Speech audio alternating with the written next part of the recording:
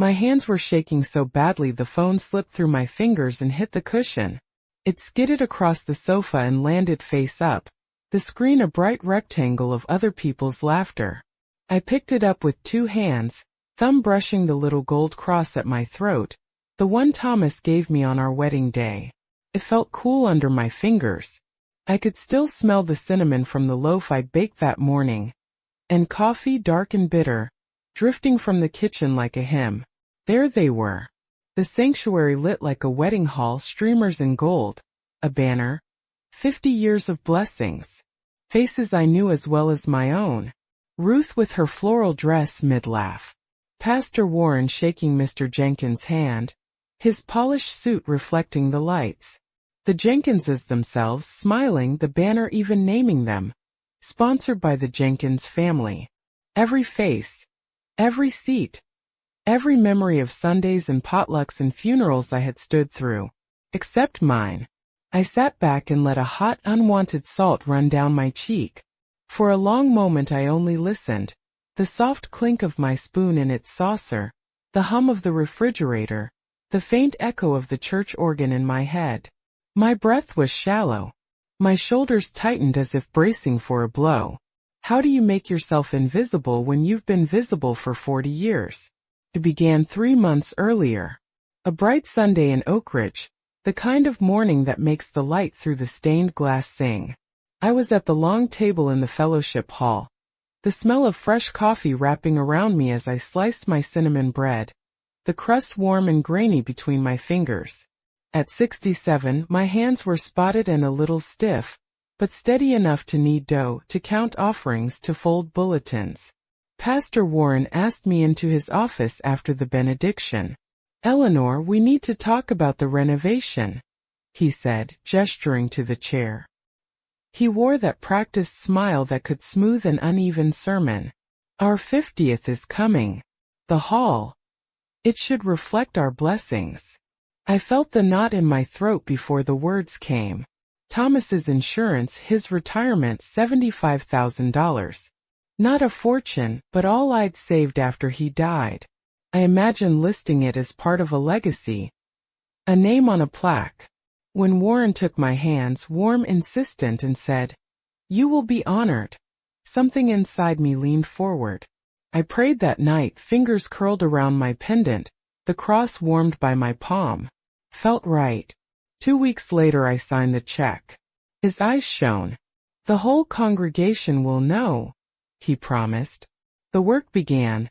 New panes of glass, fresh paint, improved lighting. I stood at the doorway the first time they wheeled in the speaker system. I touched the rough edge of a pew, felt the new polish under my fingertips, and breathed in sawdust and paint like it was incense. Every time I asked about the plaque, Warren would smile. "It's in the works." Big reveal at the celebration. Then the small things happened, like hairlines cracking in a plaster wall. Rebecca, once warm as summer, started offering only distant smiles. The Wednesday dinners stopped coming. Diane, the events coordinator, politely declined my offer to do the floral arrangements with a flat, rehearsed, "It's all under control." Ruth avoided eye contact when she saw me in the hallway. Invitations didn't arrive. I knocked on the pastor's office door the week of the event. He checked his watch, voice quick. "Caroline will handle invites, Eleanor. Don't worry." His watch caught the light and flashed like a question. Caroline from the office answered my calls with buttoned-up politeness. "The list's been finalized by the committee," she'd say, then clear her throat as if something small had stuck. Once she added, almost apologetically, "The hall's limited capacity, dear." Dear. A small word that felt like a bruise. The night before the anniversary, I watched the Facebook feed. They live-streamed parts of the ceremony. The banner, the Jenkins name bold and certain. A young man snapped photos, shutters clicking like judgment. I watched a clip of the cake, white with gold trim, and the cake cutter's hand brushed Rebecca's wrist. My throat clenched so hard I had to sit down on the floor. The pendant at my throat felt like a secret I was keeping from myself. Sunday morning I walked into the church with my Bible clutched against my chest. The air in the nave smelled cool and waxy, the polished wood of the pews smooth under my palm. People turned away when I approached, conversations folding like closed doors. Warren was at the entrance, dispensing the practice warmth he used for newcomers and donors. When he finally found me, his smile faltered. "Can we talk after service?" he asked. "No," I said, and heard the tremor in my voice. "Now." In his office, sunlight slashed across the desk. I showed him the photos on my phone. Up close, the colors were gaudy and bright. The banner. The Jenkinses posing in front of the new windows. Not a single mention of Thomas, not a single thank you, not even an invitation saved in my name. He shifted in his chair, fingers worrying his tie. "There was a last-minute donation," he said. "They gave more. The council. We had to make some decisions." "How much?" My voice was steady now, colder. My hands didn't shake. The pendant warmed with the pressure of my grip. 100,000, he admitted. The words fell between us like coins. So 40 years of Sunday mornings, hospital visits, soup kitchens and casseroles erased. For $25,000, my name, my history, my place at the table, gone. He spoke of capacity and stewardship, of honoring the largest gift. I put a folder on his desk, copies of receipts, charity envelopes, canceled checks, each one a small stubborn proof. He cleared his throat. "We're grateful, Eleanor." I rose slowly. The room smelled faintly of lemon oil and church paper. Outside, a child laughed, a bell pealed. I smoothed my skirt and placed my hands over my cross. "I will find another community," I said. The words surprised me with how soft they were and how sure. "One where faith isn't for sale." I left the office hearing my own heels on the tiles, a steady, determined click. Later, I sat on the bench in the park where Thomas had knelt years ago. The wood was warm from the sun. The bench smelled like cut grass and distant barbecue. I touched the pendant until it was faintly warm. I had lost money, yes. But sitting there, the wind carrying a hymn from somewhere distant, something steadier settled in me. A small bright thing that no banner could buy. My hands were shaking so badly the phone slipped through my fingers and hit the cushion.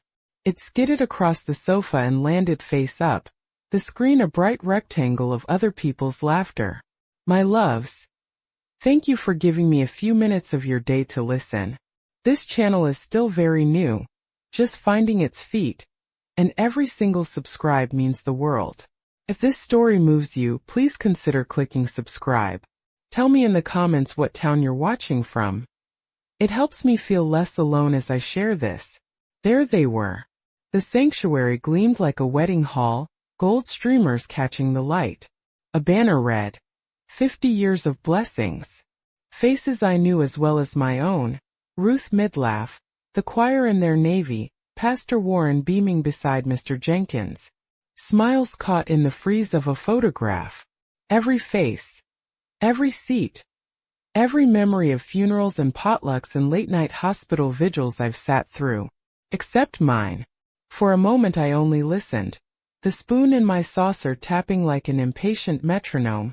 The refrigerator's low hum. The echo of an organ that seemed to come from another house. I pressed my thumb against the little gold cross at my throat. Thomas's wedding gift. It felt cool, familiar, and the smell of cinnamon from the loaf I baked that morning still clung to my fingers. It started 3 months earlier on a Sunday, so bright the stained glass threw colored patches on the carpet. At 67 I knew where everything in that church belonged. I kneaded dough for the fellowship table, signed the attendance roll, brought casseroles when someone was sick.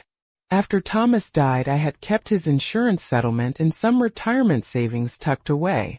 $75,000. Not a fortune but my safety net. Pastor Warren asked me to his office after the benediction. He wore that practice warmth that wraps around you and makes asking for something feel like worship. "Eleanor, we need to talk about the renovation," he said, palms resting on his desk. "For our 50th, the hall should reflect our blessings." When he gently suggested my name for a gift, I felt that old. A week before the celebration, I asked Warren about invitations. He checked his watch and said, "Caroline will handle it, Eleanor. Don't worry." Caroline's voice, when she finally answered, held the script of church politeness. "The guest list was finalized by the committee. The hall is limited." She called me dear, and sounded sorry in the way people sound when they are choosing the least painful lie.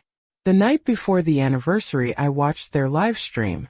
The banner was large, and beneath it, printed like a promise, "Sponsored by the Jenkins family." The Jenkinses, new to Oakridge, glossy and certain, smiled for cameras posed by the new windows. My phone showed cake, speeches, familiar faces. Not a single mention of my name, not a plaque, not an invitation I had received. Sunday I walked into the church and felt the air change. Conversations folded away when I approached like curtains. Warren greeted others with the practiced pastor's warmth. When he found me, his smile flickered. "Can we talk after service?" he asked. "No," I said, more steady than I felt. "Now." In his office, I opened the photos on my phone and placed a folder of old receipts on his desk. Envelopes, canceled checks, records of decades. He shifted, fingers worrying his tie. "There was a last-minute donation," he said, his voice smooth. "They gave more. The council decided to honor the largest contributor." "How much?" I asked. 100,000. He let the number sit between us like a verdict. $25,000. For that margin, the people who had stood beside me through baptisms and funerals had chosen a newer, larger name on a banner over a small brass plate. He spoke of stewardship, of capacity, of priorities. I felt smaller than the parish bulletin in his hand. I stood up. The office smelled faintly of lemon oil and printed paper. "I'll find another community," I said, and the words surprised me with how soft and sure they were. One where faith isn't measured by the size of a bank account. Outside, children chased sunlight. I walked to the little park where Thomas had knelt years ago. The bench was warm. I touched the cross at my throat until it left a thumbprint of heat. I had lost money, yes, but I felt something else return. A steadiness like the low note of an organ, a faith that belonged to no building and no banner. They kept my 75,000. They cannot keep the quiet, steady thing inside me that trusts in mercy and in morning light. I will carry that into whatever congregation opens a pew to a woman who has learned the hard value of belonging. The morning I keep returning to smelled like cinnamon and old hymnals. Light came through the kitchen window in a thin gold strip, landing on the loaf I'd just taken from the tin. The crust still steamed when I sliced it. Coffee steamed in the corner pot, black as Pastor Warren liked it, and somewhere down the street a bell pealed. 3 notes that made the whole house hold its breath. I touched the little gold cross at my throat without thinking. It was cool under my thumb. Thomas's cross. He had left me more than a memory. He'd left me a way to keep giving. At 67 you learn how to read a room before anyone says a word. The church was my map. I knew where to set the folding chairs for potlucks, which hymnals were cracked, whose knees carried arthritis and whose cough arrived like a warning. For 40 years I'd been the quiet engine, counting the offerings, folding the bulletins, making the cinnamon loaves for Sunday coffee hour. I carried casseroles to hospital rooms and sat through funerals until the light went gray outside. I knew people by the way they tapped the hymn board, by the ring of their keys in the coat rack. My hands wore the small, indelible proof of a life of service. Spots and tiny calluses from years of folding, pressing, mending. That morning felt different in the way sunlight feels different when a storm's coming, clear, almost sharp. The fellowship hall was a situation in motion. Men with work shirts and tape measures came and went, carrying boxes and unrolling lengths of gold ribbon. The new speaker system stood like a quiet promise against the back wall. Someone had draped a far corner with a curtain the color of late summer wheat. Gold, yes, but a shade that caught the light and made everything look significant. I ran my thumb along the edge of a pew as I walked past. It was smooth and new, the polish still whispering of sawdust and varnish. Pastor Warren caught me in the hallway with that practiced smile of his. His voice can make a worry sound like a prayer, and that day his voice had a kind of bright certainty. "Eleanor," he said, and for a moment his smile softened in a way that felt private. "We're so grateful for you. The renovation is coming together, and there will be a special recognition at the anniversary. We want your legacy remembered." He held my hands between his, and there was that warm pressure where a promise tries to settle into flesh. I felt my chest become both light and heavy. We had prayed about this. I'd knelt beside my bed with the pendant resting against my palm, asking God for guidance the way I had for decades. I thought of Thomas, his laugh across the pew, the way he'd nod off during long sermons and wake at the prayer of the offertory, of his name beside mine on some small plaque, of grandchildren who could point and say, "That's Nana and Grandpa." The pastor's words were the kind of thing you tuck into the drawer of your heart and hope it grows warm. I wandered into the sanctuary while the workers paused for lunch. Sun filtered through the stained glass and made the carpet a patchwork of blue and red. On the altar someone had placed a single white candle, new and untouched, the wick still unblackened. A small clean thing that made the whole platform look reverent and ready. The hymnals were stacked neat and in order. I ran a fingertip along the edge of the altar cloth. It smelled faintly of lemon oil, church paper, and oddly new wood. An empty pew near the front had a small card tucked into the hymn rack. I couldn't read it from where I stood, but its blank face made me think of places kept in reserve, of seats waiting for names to arrive. Rebecca came by then, a warm smile and a perfume I couldn't name but recognized as expensive. She squeezed my hand. For a second I felt the old friendship like a soft shawl. "We're so excited," she said, and her eyes were bright. Later, when she and Diane chatted about flowers and cameras, I offered to do what I always did. Diane laughed and said with a practiced laugh, "Oh, Eleanor, we have it under control." "Really?" I felt the small slip of disappointment, but I told myself she was protecting me from the fuss. Some parts of church life are like a kettle.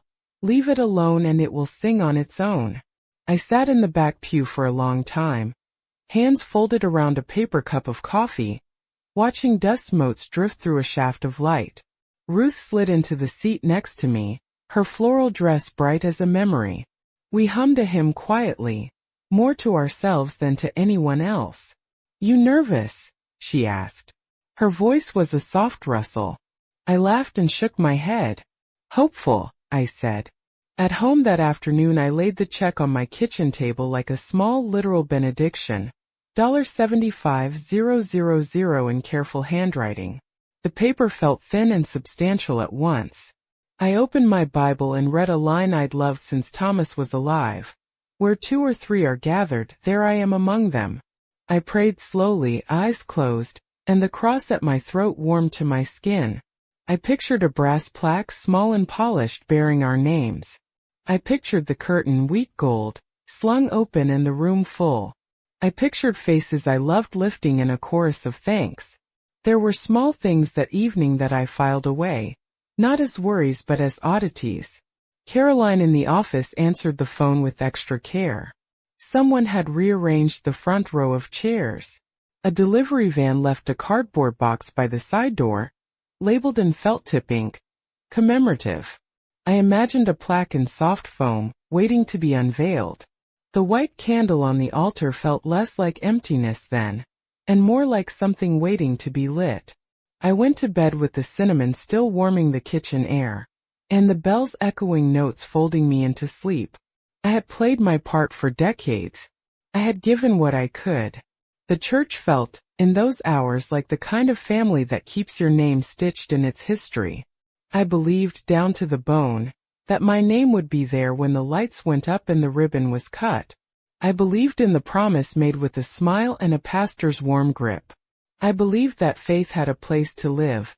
Here, beside these wooden benches, the little cross at my throat, and the small plaque that I pictured shining with our names upon it.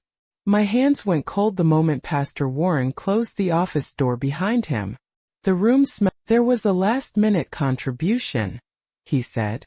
He watched me the way a man watches for a wave. The Jenkins family gave a larger gift. The council discussed honoring the largest contributors at the anniversary. The sentence landed on me like a handful of cold coins. I let it wash through my chest and tried to keep my breath even. My throat tightened. For a second I couldn't find my mouth. How much? I heard myself ask. The words were small, brittle. He hesitated, then said, 100,000. The office tilted. My knees felt like they were no longer quite under me. A steady metallic pulse started behind my ears. The number was a thing that would fit neatly under a banner, a thing that could be printed in bold and shine in photographs. 25,000 more than my check. 25,000 more in 40 years of mornings, casseroles, hospital rides, hymnals counted, and prayer requests noted gone. I felt the heat rise to my face. My hands curled into fists in my lap, nails pressing into skin. Memory burst forward. The smell of hospital detergent when I sat with Thomas the night they discharged him the first time. The coarse fabric of the community quilts I'd stitched for funerals, the little envelopes I'd tucked my offerings into, each one dated, each one a small conversation with God. I pulled a thin folder from my bag, my fingers rough from years of folding bulletins, and set it on his desk with a quiet that felt like a thunderclap. I have records, I said, and suddenly my voice was steadier than I expected. Receipts, checks, every donation I've made to First Hope for decades, hospital fund drives, youth missions, the building fund, including the $75,000 I gave 2 weeks ago. The folder made a soft sound on the polished wood. He looked at it as if it had weight. He rubbed his forehead. Eleanor, the council had to make a decision. We have limited capacity. We thought the Jenkinses' larger gift merited a prominent acknowledgement. Limited capacity? The laugh that escaped me was edged and small. They put up a banner that could be seen from Main Street and cut a ribbon. Who couldn't fit into that hall? My mouth tasted like pennies. My chest felt tight, as if someone had wrapped a band around it. He began to speak about stewardship, about honoring major donors, about the pressures of fundraising in a growing congregation. His words rhythmically smoothed over the space between us like varnish. But I was not a ledger to be balanced. My hands, which had filled casseroles and driven people to appointments, were not numbers to be shuttled aside. I thought of Rebecca steering conversations like a conductor, of Diane smiling with clipped politeness when I offered to do the flowers, of Caroline's practiced softness on the phone. Small changes that had felt like stray threads being pulled out of a well-worn sweater. They made sense now, quiet rearrangements to accommodate a new pattern. Was there no conversation? Not even a mention? A card? The ache in my voice surprised me. I was told I would be honored. Pastor, you told me I would be honored. You asked me to pray about it. He looked down at the folder, then back up. There was a softness in his expression that might once have been sincere. We said we'd honor you, Eleanor. But the council believed. Believed what? The words were sharper now. That 40 years of showing up could be erased for a larger logo on a banner? Silence, the sort that presses in and asks for proof. He shifted in his chair. It was a committee decision, he said finally, voice small. We had to prioritize. My breath came in short pulls. For weeks it had been like holding water in my hands, trying to keep everything even, hopeful that someone else would notice the slight weightlessness I was feeling. Now the water spilled. Something in me that had kept steady for decades loosened. Not rage so much as a long-reserved sorrow pouring itself into the light. I stood slowly. The pendant lay against my sternum like a quiet anchor. I smoothed my skirt with hands that trembled but were deliberate. I placed the folder back in my bag, each movement a sentence. These are the records. This is my history. I will not be part of a place where belonging is for sale, I said. The sentence surprised me with how calm it sounded. It was not a declaration of vengeance. It was a decision like standing to leave a meal because you cannot stomach the company anymore. He opened his mouth, perhaps for one of his practiced consolations, but I shook my head. No more explanations. No more promises. I felt a heat settle in my chest that was not anger so much as the warmth of a resolve long buried under dutifulness. Outside the office, the hallway hummed with church life, children's footsteps, the distant murmur of voices, and it all felt like someone else's Sunday. My heels clicked on the tile as I left. The light from the stained glass painted my hands in blues and reds, and for the first time in a long time I did not look back. I walked to the park where Thomas had knelt all those years ago. The bench was warm from the sun. I sat, the folder heavy in my lap. My fingers found the cross again, thumb tracing the smooth metal until it warmed. I closed my eyes and breathed slow even. I had given what I could. The money was gone. But the space inside me where faith lived did not belong to the church board or to any banner. It belonged to morning light, to cinnamon bread, to the small stubborn thing that keeps you standing. I stayed on that bench until the sun moved and left a thin chill where it had been. The folder was a small weight in my lap, like a quiet insistence. I ran my thumb over the corner of a receipt until the paper softened under my skin. Memories arrived like Polaroids I couldn't stop flipping. Thomas tying his tie in the mirror the morning of our wedding, his laugh when the choir missed an entrance, the first time we painted the fellowship hall together. Each one held its own smell. Aftershave, boiled eggs at a funeral luncheon, paint thinner, and they were all there stacked in me. I pressed the little gold cross to my lips as if it could speak for me. The next Sunday I walked back into the church because I could not let the silence be the last voice between us. People noticed me this time. Not the warm unwrap you from worry looks I'd been used to, but the small tactical turns you see when a room rearranges to exclude someone. Diane passed carrying a clipboard and her smile didn't reach her eyes. Rebecca shook my hand with the practiced warmth of someone making a photograph. Her perfume brushed my face like a foreign currency, expensive, precise. "Good morning, Eleanor," she said, and her smile was sharp as a pin. Her fingers lingered on mine a moment too long, as if checking for a receipt she hadn't found. I sat in the back pew, the wood cool under my palms, and Ruth slid in beside me with a hymn book tucked under her arm. She smelled of lemon candy and old Bible pages. Her hands trembled when she set the book down. I watched her face when the worship leader announced a new donor acknowledgement. The camera panned, the banner filled the screen, and the Jenkinses stood up, smiling as if the room had been made for them. After the service, Ruth found me by the coat rack. Her glasses slid down her nose. She pushed them up with a finger that shook. "Eleanor," she began, and the word hung like a half-stitched seam. You saw, didn't you?" I asked. The words were small. I could hear the echo of my own voice in the sanctuary door. She looked at the floor. Her mouth formed a line, and when she spoke it was nearly a whisper. "I was on the committee. We discussed it. It wasn't my idea." Her eyes darted to the hallway where people laughed, to Rebecca's back, to the office door that led to Warren. Her fingers folded and unfolded, a nervous, habitual motion I have seen her make 100 times. I remembered her at potlucks, humming under her breath as she spooned salad onto plates. I wanted to be angry at her. Instead, I felt my chest give way in a different place, where disappointment lives. "So you voted to leave me out of the program?" I asked. She flinched. It was complicated. Warren said the Jenkins were going to bring more business to the church. Sponsors, programs, growth. Her voice turned brittle on the last word. "Did you ever think of Thomas?" I asked. The question came out softer than I intended. The answer, when it came, was averted eyes and a throat clearing that couldn't clear the shame. Later, I found myself in the office, standing under the lemon oil light with Caroline folding a stack of bulletins. Her smile did not reach the edges either. It was the polite curve of someone who had counted the cost.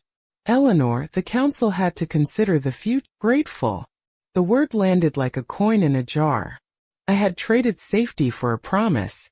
Her smile softened into something almost like pity, and in it I heard the careful calculation of new money integrating old rituals. Did you ever think to invite me? I asked. She paused, hand still on the napkin. There were limits. Practical decisions. The Jenkins gift. It changed things. The phrase repeated until it lost its meaning. I pressed my lips together until they ached. Her eyes flicked to the banner, to the phone in his hand. Mr. Jenkins, capturing every moment like a man trying to pin down belonging where it had not yet rooted. When Mr. Jenkins came by, he spoke with the breezy ease of someone used to doors opening. We just wanted to help, he said. His hand brushed mine in passing, patronizing kindness wrapped in a business handshake. Exciting times ahead. He did not look at me when he said it. He looked past me, already framing the next photo. I left before the reception because staying would have meant swallowing the scene alive.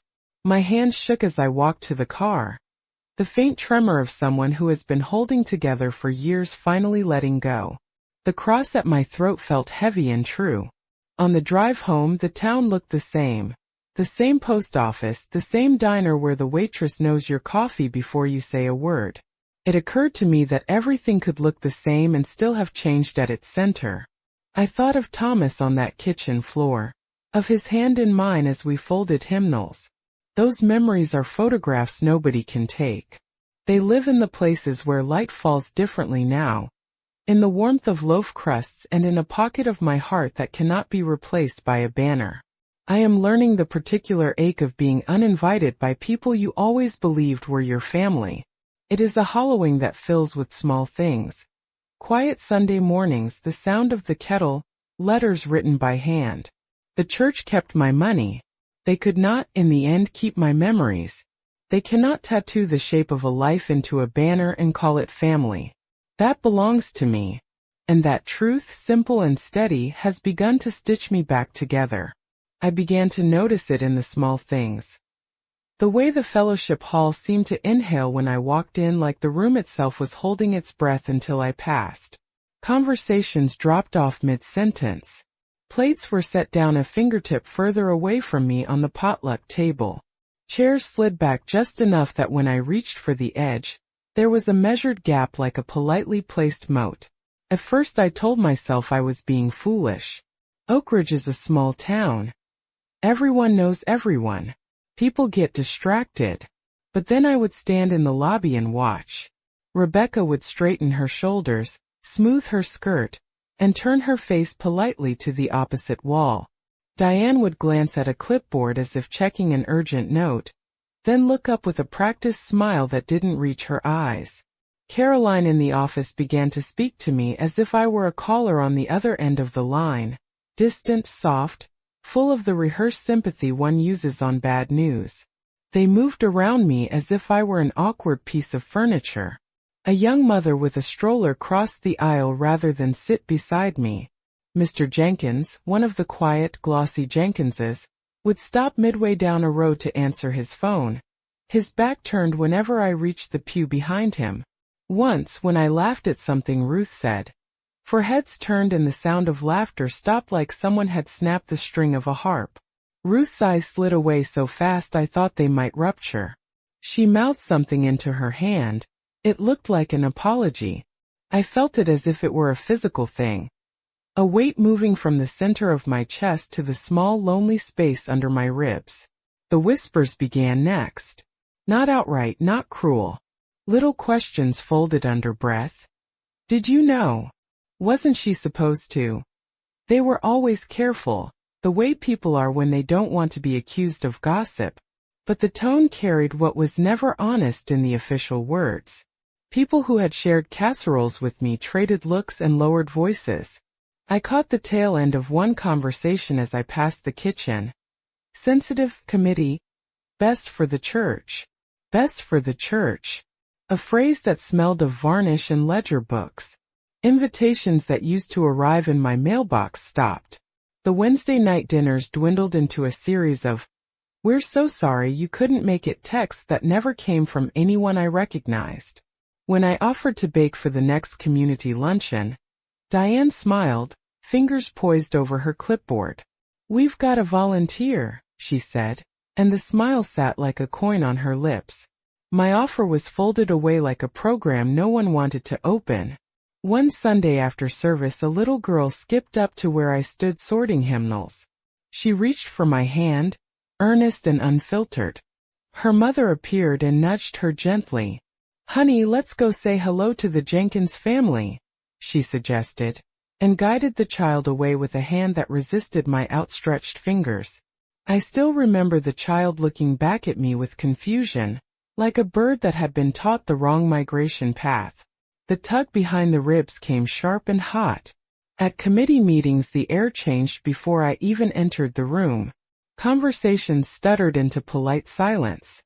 People folded their hands as if they were closing a Bible. Once, when I raised my hand to ask how the plaque was progressing, the room rearranged like a tide.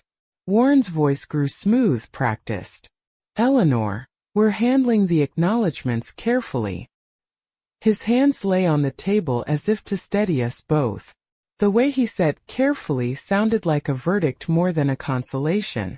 I tried to press for a conversation on the day. The bulletin listed the Jenkins as major sponsors. Warren offered his warmth and a promise that felt thin as tissue paper. "We made choices for the future," he said. Choices. The word tasted of cold coffee.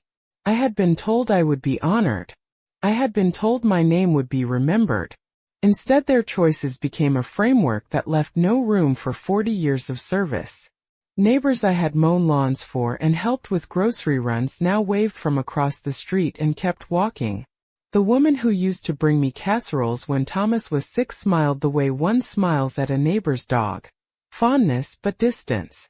Children who had climbed over my lap during vacation Bible school now sat a little straighter when I reached to tuck a stray hair behind an ear. Someone took to moving my usual seat in the front row 1 pew back. And one morning I found my name written on a folded card and tucked into a hymn rack. The card stayed blank. The bannering of the Jenkins name had the effect of a new scent in a room. It saturated everything. Photographs of the celebration circulated. Ribbons, toasts, the Jenkins standing under the new windows. People who had stood beside me for grief and gladness now posed with drinks in hand for snapshots. Their smiles in the photos were the same smiles they used on the church stairs when they passed me now.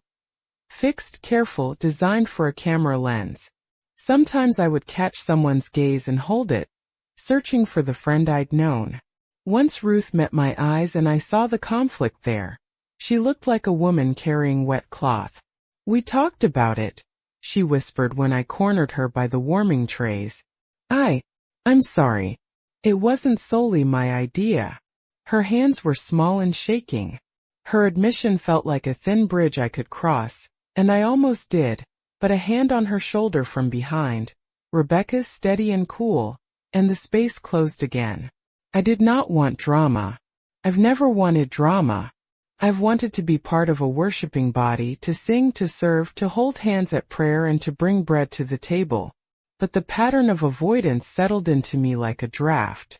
Little doors closed that had always been open. People who had once expected my casserole now expected me to be elsewhere.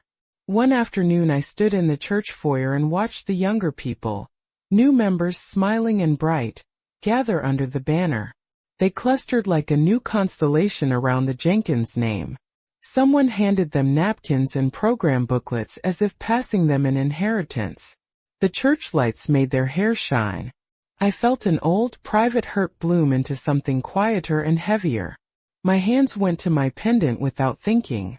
Thomas's cross felt real and cool against my skin. On my way out I passed the choir room. A rehearsal was starting. They were saving a seat, but it wasn't for me. It had been left open near the back, visible from the aisle but not the center. I stopped, felt the thud of my heart like a drum. The organist's scales rose and fell. Voices lifted, practiced and bright, and the sound of congregation life went on. I stepped outside into the sun, and the warmth felt like a place to breathe. I sat on the park. The sanctuary hummed with the low vibration of Pastor Warren's voice. It rolled through the room like warm honey, slow, practiced, meant to hold people in the same soft certainty. The organ breathed underneath him, a long steady note that made the glass in the windows shiver. I sat very still, my hands folded in my lap, the little gold cross at my throat cool under my thumb. My breath was careful, measured, as if any sharper intake might crack something fragile between us. He spoke of blessing and gratitude, of doors opening and the church's bright future. The words should have comforted me. Instead they felt like varnish, glossy and slippery. Behind him the banner fluttered faintly where the air vents lifted it, the gold letters catching the light. 50 years of blessings. I watched him watch the congregation. Cameras caught smiles. The sound of shutters clicking was a distance away, like rain on a roof. I could hear murmurs at the edges. Ruth's hand found mine for a heartbeat, then retreated. There was a candle on the altar, a small white thing that had always meant something true to me. Mid-sermon a thin draft found it. The flame stuttered and went out. For a second the room held its collective breath. Then the organ filled the quiet, holding the moment open like a wound. A door in the back creaked as someone shifted. Small sounds traveled like rumors. I had rehearsed how I would speak. I would be calm. I would not make a scene. I would put evidence, not emotion, on the table. I breathed, feeling the heat rise and fall in my chest. My fingers tightened on the cross. I thought of the way Thomas used to hum through the offertory, the way his shoulder would press against mine in the pew. I let his memory steady me. After worship, his practiced smile found me in the foyer. "Can we talk after service?" he asked, the old cadence.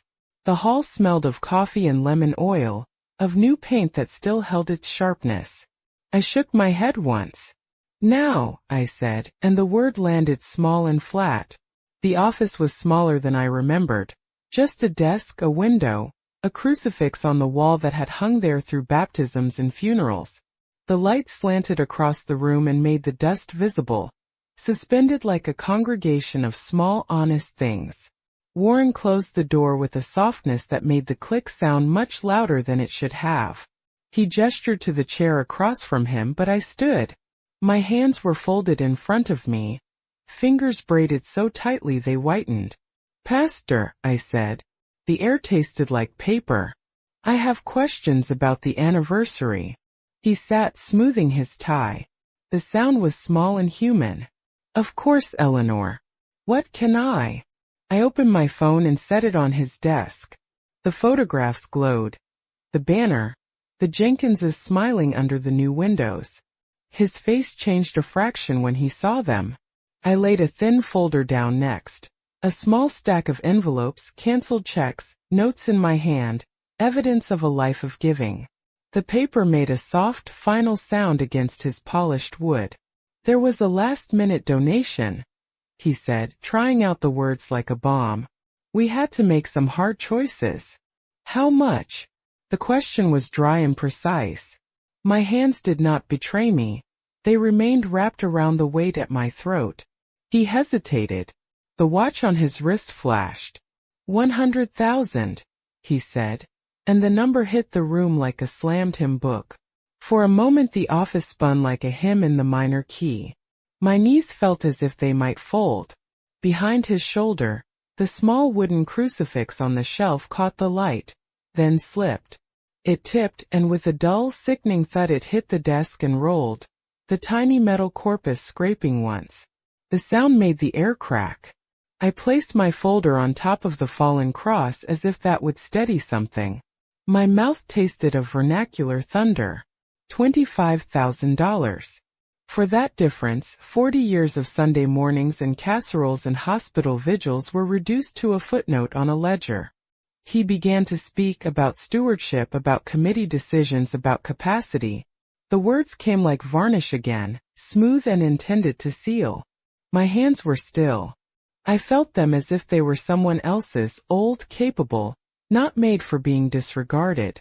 I drew the receipts out one by one, laying them on his desk like someone setting down small pieces of a life. Each envelope had a date, a notation in my scrawl. Youth Missions Building Fund, Hospital Support, Benevolence. Thomas's name was on some of them, in the margins where I had written things to remind myself of the promise I'd been making. I was told I would be honored, I said. The sentence came oddly small, but the truth in it made the room expand. You asked me to pray about this. He avoided my eyes. The council felt. Felt what? My voice was steadier now than I expected. That a new name on a banner outweighs 40 years of presence? 40 years of being here when people needed a hand. He looked down at the receipts, then at the crucifix rolling to a stop under the folder. Outside, someone laughed in the hallway. The sound was ordinary and foreign. The light shifted as if the day itself were deciding. My breath, which until then had been measured, shuddered. I felt the small warmth of anger move through me.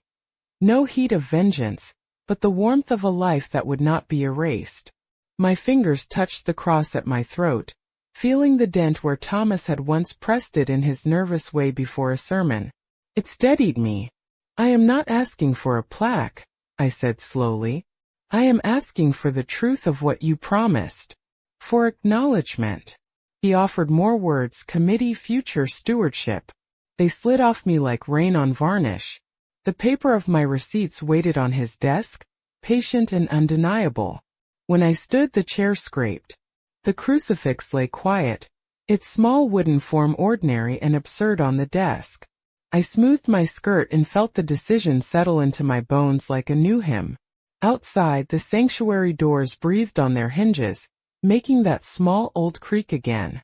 It sounded in that moment like a door closing. I will find another community, I said. My voice surprised me with how calm it was, an observation more than a cry. One where faith and gratitude are not auctioned off to the highest bidder. He opened his mouth as if to offer a practiced consolation. I shook my head, a small final movement. I gathered the receipts, the little remnants of a life lived in service, and tucked them back into the folder. The office smelled of lemon oil and old paper. The crucifix lay where it had fallen, a quiet wooden witness. I walked out into the sunlight. The sounds of the church folded around me, organ, laughter, camera clicks, and for the first time in a long time I felt hollowed and whole at the same time. The candle had gone out. The cross had fallen. Something had been broken, yes. But whatever remained of my faith did not hinge on a banner. It was an ember in my chest, stubborn as a heart. I cupped it with both hands and walked away. My legs felt like someone had hollowed them out. I walked out of his office with the folder heavy against my hip, the little cross at my throat warm from my thumb. The sunlight hit the church steps and made the polished wood of the doors look newly varnished, like nothing had broken at all. Inside, people laughed. Cameras clicked. Outside, I could hear a lawnmower half a block away. Ordinary sounds that suddenly seemed to belong to other people's lives. I sat on the park bench where Thomas had knelt all those years ago. The wood was still warm from the sun. The folder rested on my knees like a small stubborn thing that would not go away. I opened it and ran my finger over the receipts. Each one was a small, honest timestamp. Youth Missions Hospital Fund, Building Improvements, Benevolence envelopes with tiny notations in the margins. My handwriting leaned one way on some, Thomas's name scrawled on others, a shorthand of living. For a long while I did nothing but breathe. The air smelled of cut grass and distant barbecue. Summertime smells that reminded me that life kept turning. The cross was cool under my thumb. I let the receipt sit there, folded and careful, and felt something loosen that had been a tight, dull ache for weeks. They had my $75,000. They had the plaque they wanted, the banner with a newer name, the photographs that would make their social feeds hum for a week. But they had not taken the small, private registry of my life, the list of mornings I'd shown up, the names I had written on prayer cards, the casseroles I had delivered. That ledger was paper and memory and something quieter than a banner. It belonged to me. Ruth found me before I had decided what I would do next. She came up the path with a thermos in one hand and a grocery. We sat like that for a while. The bench held us and the town went on. A boy with a soccer ball ran by shouting for a friend. Across the street a man unloaded a pickup truck, humming to himself. The world didn't stop because my name hadn't been printed on a plaque. Ruth put her hand over mine, calloused, warm. "I brought you something," she said. From the grocery bag she produced a small loaf wrapped in wax paper, cinnamon still fragrant. "You always make better bread, but," she smiled, embarrassed. "I thought, maybe you'd let me bring this on Sunday. If you want." It was a small grace. I accepted the loaf with both hands. The smell filled my mouth with memory. For the first time since I left Warren's office I laughed. A short, surprised sound that felt like breaking a seal. "I'm not going back," I said, and the sentence was softer than protest. It was a kind of permission I gave myself. Not to that room, not to that committee. They kept the money, Ruth. They can't keep the life I lived. Ruth's eyes filled. "Then come with me to small group on Tuesday," she blurted. "There's a study at the community center, nothing fancy. Just a handful of people. They meet around a table." I thought, maybe you'd like it. Her invitation was not a miracle. It was not a sudden, convenient solution. But it was a doorway, narrow, humble, and honest. It was the kind of thing Thomas would have wanted me to try. People gathered for prayer and bread, not banners. That evening I sat at my kitchen table with the folder beside my teacup. The receipts lay like small, unadorned truths. I could have taken them to a meeting, to the board, to the town paper. I could have demanded public acknowledgement, made them explain the choice in front of everyone. Part of me wanted that. Part of me, the older part that had learned how to fold people back into community, wanted quiet. My fingers traced the edge of the first receipt until the paper grew soft under my skin. I thought of Thomas tying his tie in the morning light, of his laugh when the choir missed an entrance, of the way his hand fit mine in the pew. Those were the proofs I carried. Not for the parish council. Not for a banner. For me. I decided to let the folder be what it was. Evidence of a faithful life, not a weapon. If anyone asked, I would show them. If anyone wanted to dismiss me, I would keep the receipts and use them as the map I needed to find another room, another table. The decision felt like wheeling out a chair and sitting down again, simple, resolute. On Sunday I packed a loaf of Ruth's bread and a small thermos.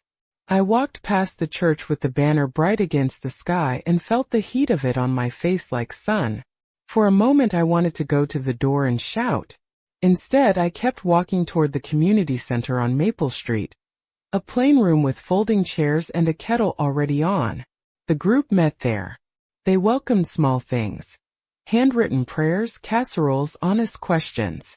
When I walked in, someone stood and offered a hymn. No banners. No cameras.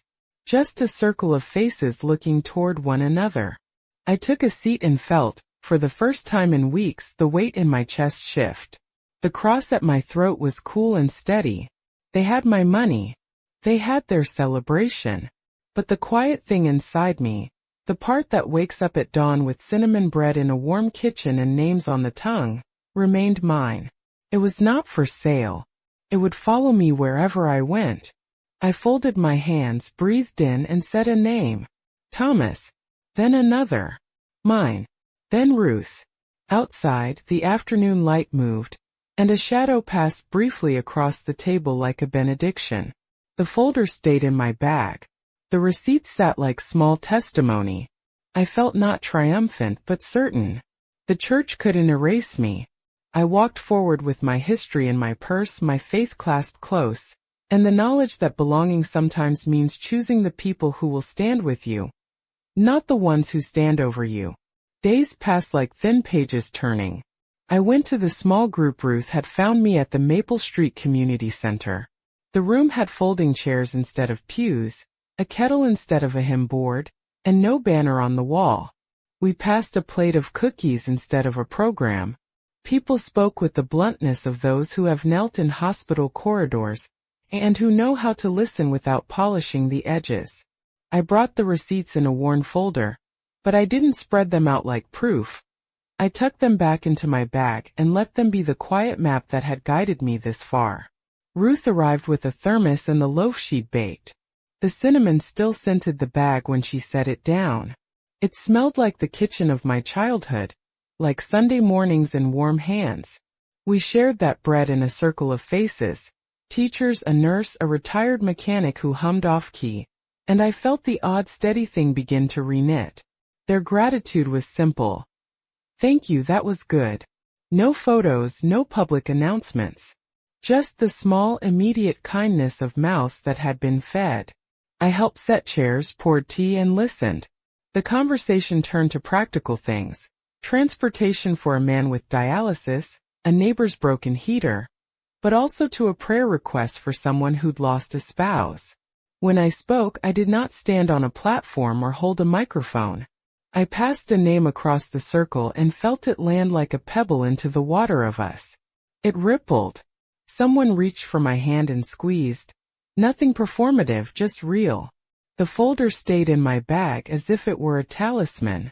Sometimes on the walk home I would thumb its corner and feel the soft give of paper. They had my money. They had their celebration. But what they couldn't keep was the ledger of mornings. The casseroles, the hospital nights, the little notes tucked in envelopes. Those belonged to me, and I carried them like a small stubborn flame. There were moments, of course, when I felt a hollow tug. I drove past the church once on my way to the grocer. The banner gleamed in the late sun, gold letters proud and loud. The Jenkinses posed on the steps, their smiles photographed and uploaded. I parked a few blocks away and walked slowly back down the sidewalk. The oak doors were closed. The bench out front, where I'd sat many times to catch my breath before service, was empty. Its slats were warmed by the afternoon, the wood grain soft under my palm. For a moment I sat there, the bench taking the weight of years like an old friend. I could feel the imprint of every Sunday on that bench. Borrowed hymnals, whispered confessions, the weight of Thomas's hand in mine. A breeze lifted the hem of the banner, tugging at the edges. I breathed in the smell of varnish and lemon oil, and beneath it, the faint trace of celebration. Ribbon glue, leftover frosting stuck to paper plates. My throat tightened.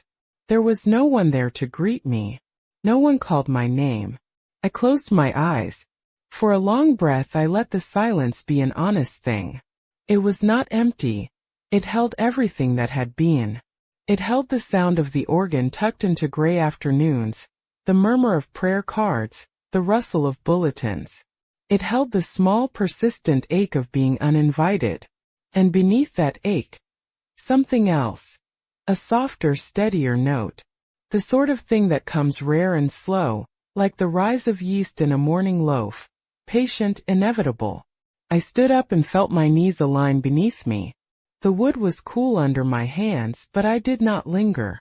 I walked away from the bench in one deliberate, unhurried step. My footsteps across the church pavement were steady, then softer as I moved away. For a second I imagined the sound like a small drumroll, my little declaration. I am leaving with what I love, not with what they made of me. The wind found the church door as I passed. It sighed and closed it with a soft, final click. It wasn't dramatic. No slam, no theatrical gust. Just a small, ordinary wind folding itself into the hinges and drawing the door shut. The sound was a punctuation mark. It felt like an ending and a benediction at once. I walked on. The town kept its familiar rhythms. A dog barked, someone mowed a lawn, a child called for a friend. I felt lighter in a way I hadn't expected. The ledger of my life was not altered by a banner or a photo. Faith, I realized, had always been something that lived in the kitchen, in the loaf I baked, in the way I held someone's hand when they whispered a name. It was not a thing to be auctioned off. It was a sound that matched the rhythm of my own footsteps, steady and true. That evening I spread the receipts on my kitchen table, and let the light move across them. They were ordinary pieces of paper scribbled in my hand. Each one marked a moment. They were mine to keep, to show if I needed to, but not weapons in my pocket. I washed a cup and set it to dry. The clink of chimes, the wind closed the church door, and the sound settled into the evening like a last small bell. I walked away, the cross warm under my fingers, my bag light with receipts and heavy with memory. My steps faded into the sound of the town. Ordinary, persistent, alive. The bench stayed empty for a while. Then maybe someone sat there and caught their breath. I still wake some mornings to that thin strip of light on the kitchen floor. The smell of cinnamon like a small prayer. It finds me before anything else. A memory that settles in the ribs and says, remember. I make the loaf because it steadies my hands, because the kneading is a metronome for thinking. When the dough rises, so do the parts of me that almost got sold to a banner. People ask if I regret giving the money. The quick answer is yes and no. Yes, because $75,000 was my safety net. Thomas's name and our quiet nest. No, because the act of giving was never simply a deposit in a building. It was a testament to how I wanted to live my last years. Hand out, not closed. The betrayal stung, but it didn't hollow me. It showed me where my faith actually lives. I've kept the receipts in a worn folder. They are ordinary things. Canceled checks, envelope stubs with dates and the tiny scribble of what they were for. Each one reads like a line in my own private ledger of care. I leave them in my bag sometimes like a talisman, not to wave them at anyone, but to remind myself of who I have always been. When I run my thumb over the edges of that paper, I can still feel the texture of the chapel doors, the smoothness of the pews, the ink of 100 prayer requests I once filed. Ruth's loaf wrapped in wax paper tastes like the world making a small amends. We meet on Tuesdays at the community center now. A plain room with folding chairs and a kettle. No banners. No photographs. We bring casseroles and names. We speak in the blunt, real way of people who have been in hospital waiting rooms and know how to say grief without dressing it up. There is a kind of holiness in that small, stubborn, uncurated. Sometimes I catch myself driving past First Hope. The banner shines, and the Jenkinses pose for a camera that will probably forget them in a season. I park a block away and walk to the bench where Thomas once knelt. The bench remembers things the building no longer sees. It holds the faint impression of two palms pressed together, of hymnals passed quietly from hand to hand. For a few moments I let the sun find me there.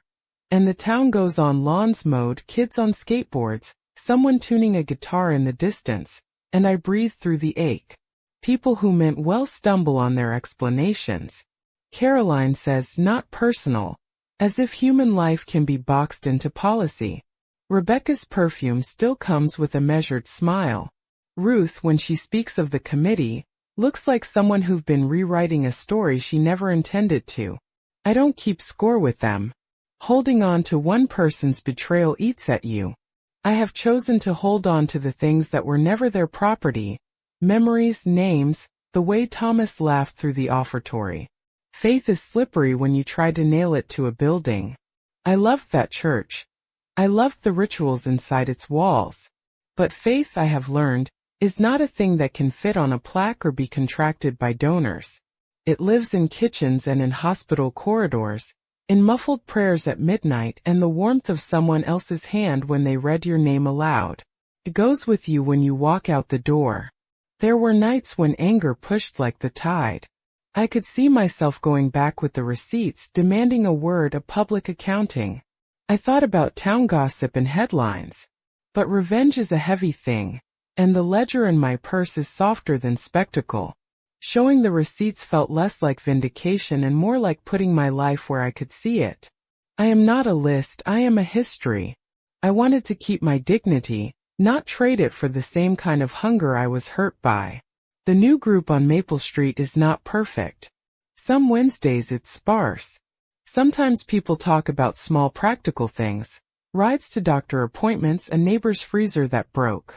It is also where I cried aloud for the first time in months, and where hands reached out without a script. It is quiet and true.